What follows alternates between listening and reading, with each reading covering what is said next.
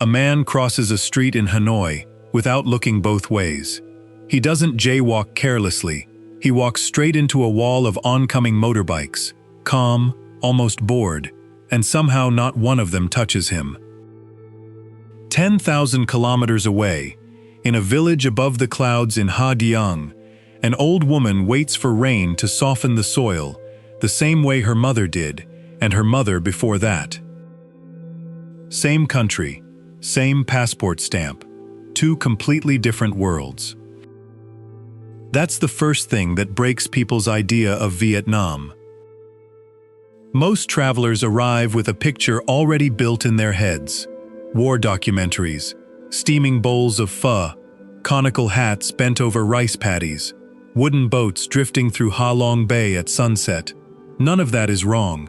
It's just incomplete. Underneath that postcard version is a country that argues with itself at every turn. Chaos sitting next to stillness. Roadside poverty a few blocks from glass towers.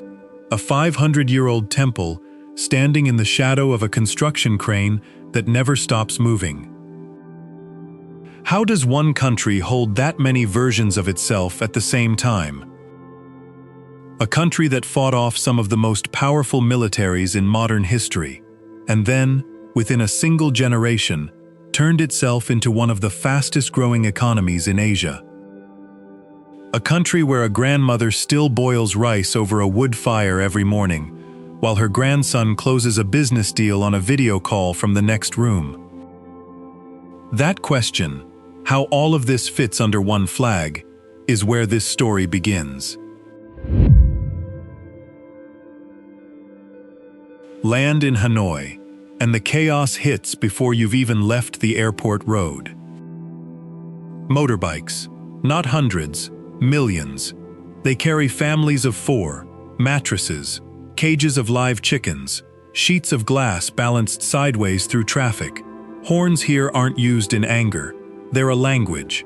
A short tap means I'm behind you. A longer one means I'm passing. Don't move.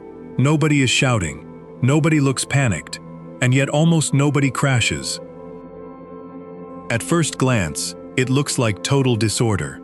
Stay a day longer, and a pattern starts to surface. The sidewalks aren't built for walking here. They're built for living. A woman fries banxiao on a portable gas stove, 3 feet from where a mechanic patches a tire, 3 feet from where a barber gives a haircut on a plastic chair, 3 feet from where a child does homework, balanced on a stool the size of a shoebox. Nobody asked permission for any of this. It's simply how the street operates. Layered, overlapping, and somehow functional. This is Vietnam, running on rules no guidebook hands you. Rules everyone around you already knows by instinct. Cross a street here for the first time, and instinct says stop. Instinct is wrong. The trick locals learn as children is to keep moving, at a steady, predictable pace, and let the traffic bend around you like water around a rock. Freeze, and you become the one unpredictable object in the entire system. Keep walking, and the chaos simply absorbs you. It's a small lesson, but it says something bigger about the whole country. Vietnam rarely stops for anyone. It just makes room, if you know how to move with it. But just when Vietnam feels too loud to escape, the country suddenly flips into its complete opposite. 6 hours north, the noise disappears completely. In Hoi An, the road climbs through switchbacks cut into limestone cliffs, and the silence becomes almost physical. Rice terraces fold down the mountainside like green staircases built for something much larger than people. Villages appear without warning, a few wooden houses, a single thread of smoke rising into the mist, a water buffalo standing motionless in a field. Nobody here checks a phone every few minutes. Nobody needs to. The day is timed by the sun, not a notification. In Sapa, Hmong women walk for hours between hillside markets, carrying goods on their backs exactly the way their grandmothers did. In Ninh Binh, A farmer paddles a small wooden boat between limestone karsts that look less like geology and more like something deliberately placed there. This is the Vietnam that almost never trends, not because it isn't beautiful, but because quiet doesn't perform well on a 15-second clip. Stay in one of these villages overnight, and something shifts. Meals are cooked over open fire, not for effect, but because that's simply how it's always been done. Conversations stretch out over rice wine, in a mix of languages nobody planned in advance. Nobody is performing authentic Vietnam for a visitor. This is just Tuesday. And even this peaceful version of the country turns out to be only half the story. There's a stretch of Vietnam that looks less like a country and more like a film set nobody built. Ha Long Bay at dawn, seen from a boat deck. Thousands of limestone islands rising straight out of flat, glassy water, fading into fog before they even finish. Phong Nha, where a single cave system swallows an entire river and doesn't return it for kilometers. The Ha Giang Loop, a road balanced on the edge of a canyon with nothing but open sky on one side. Photographs flatten all of it. Standing there doesn't. Deep inside Phong Nha's largest chambers, there's a specific kind of silence. No wind, no birds, just water moving somewhere out of sight. It's the kind of quiet that makes people whisper without deciding to. This is the version of Vietnam that gets screenshotted and shared. The version most travelers assume finally proves they understand the place. They don't, not yet. Because these landscapes, as staggering as they are, can also become a kind of distraction. It's easy to spend a week chasing viewpoints.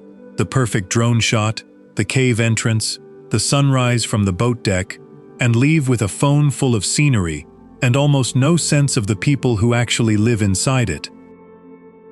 The land explains why people fell in love with Vietnam from a distance. It doesn't explain the country itself. Because the fastest way into Vietnam isn't through its landscapes, it's through its food. Not the food printed on a hotel menu, the food cooked by one person, on one stove, for 40 years straight, on a street corner with no sign. A bowl of bún chả in Hanoi, grilled over charcoal a few feet from the sidewalk. Fresh spring rolls wrapped by hand in a home kitchen in the Mekong Delta. A row of ankle-high plastic stools, packed shoulder to shoulder with strangers, who all showed up for the exact same reason. Here's the part tourists rarely expect. The best meal of the entire trip is almost never the expensive one. It's usually the one with no English menu, and a woman who's been perfecting a single dish since long before this tourist ever booked the flight.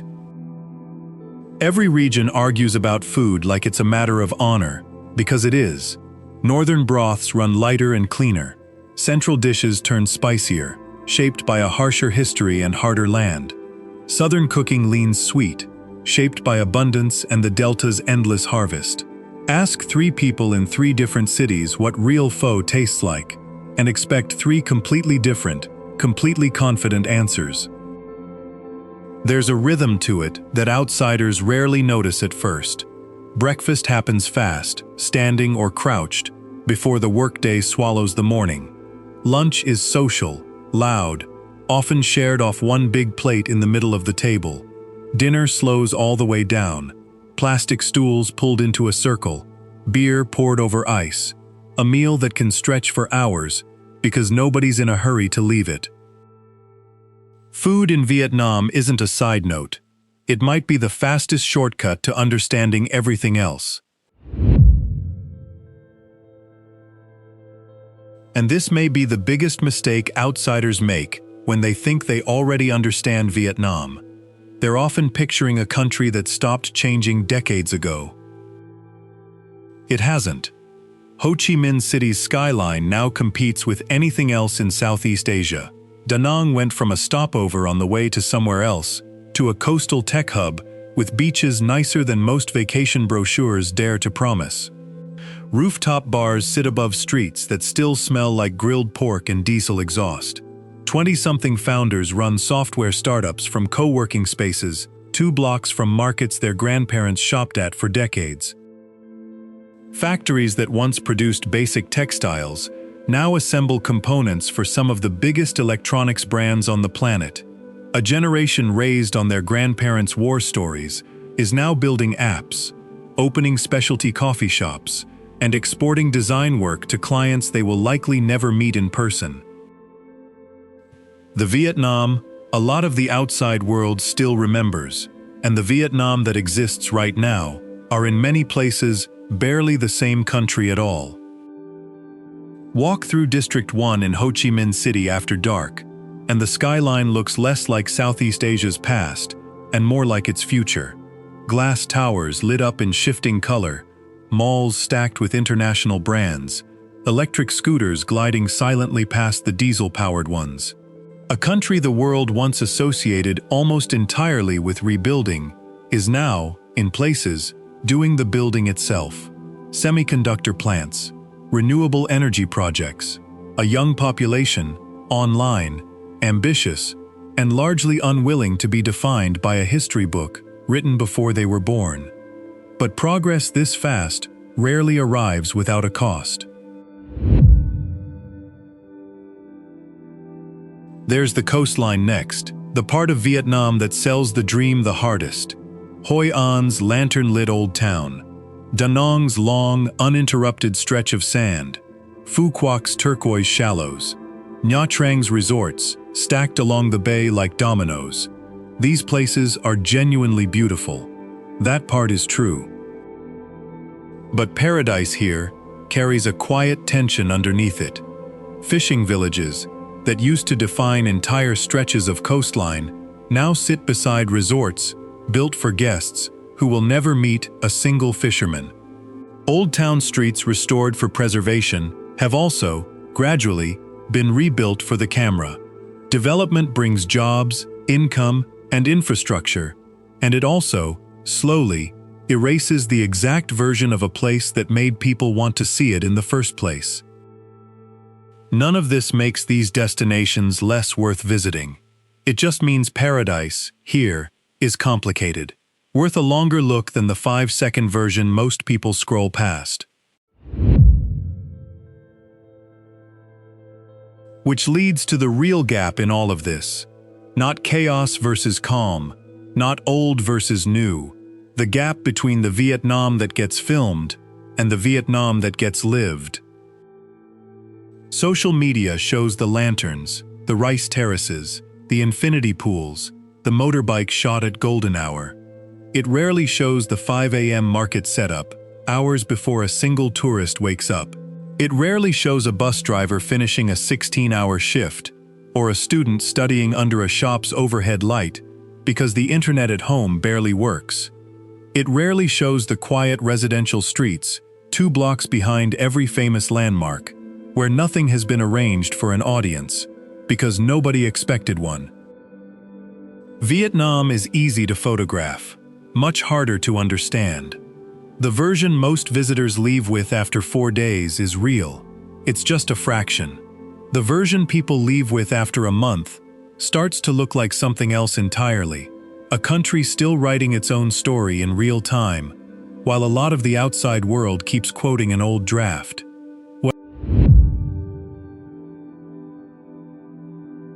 So maybe that's the real answer to the question this all started with. How can one country feel like several different countries at once? Because it is. The noise and the silence are both true. The centuries-old temple and the construction crane beside it are both true. The plastic stool on a street corner and the rooftop bar 3 floors above it are both true. Sometimes on the same block, sometimes within the same hour. Vietnam doesn't resolve these contradictions for you. It just keeps handing you more of them, the longer you stay. Maybe that's the Vietnam tourists don't expect. Not one perfect image, not one simple story. A country that keeps changing the closer you get.